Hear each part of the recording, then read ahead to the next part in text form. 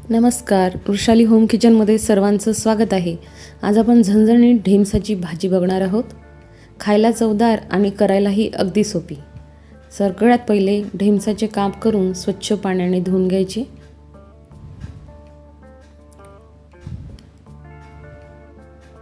त्यानंतर कढईमध्ये सुके मसाले भाजून घेऊ.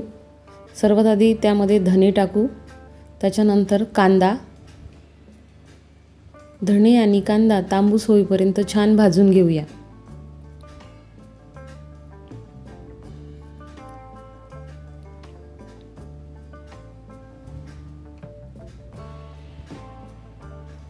कांदा आणि धणे छान तांबूस होईपर्यंत भाजून घेतले की मिक्सरच्या भांड्यात काढून त्याची पेस्ट करून घेऊ.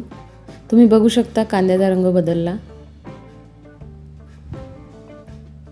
त्यानंतर किसलेलं खोबरं, 4-5 मिरे आणि थोडीशी कलमी, गोडलिंबाचा पाला आणि किसलेलं खोबरं घालून ते सुद्धा छान भाजून घेऊया.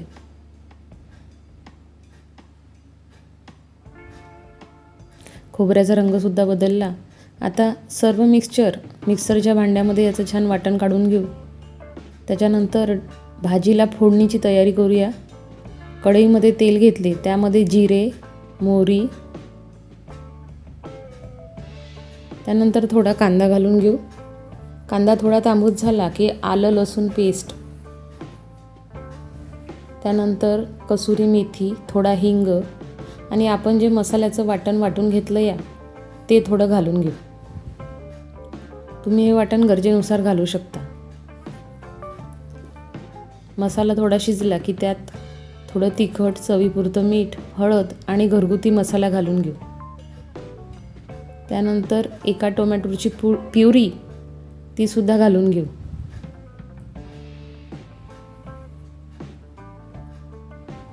भाजीला मस्त रंग आलाय. हे मसाले थोडेफार शिजले की आपण स्वच्छ धुतलेली जी ढेमसं आहेत ती त्यामध्ये घालू.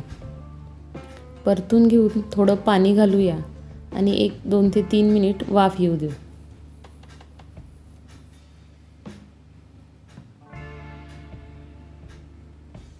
थोड्या वेळाने परत त्यात गरम पाणी घालून असंच 5 ते 10 मिनिट छान शिजू देऊ.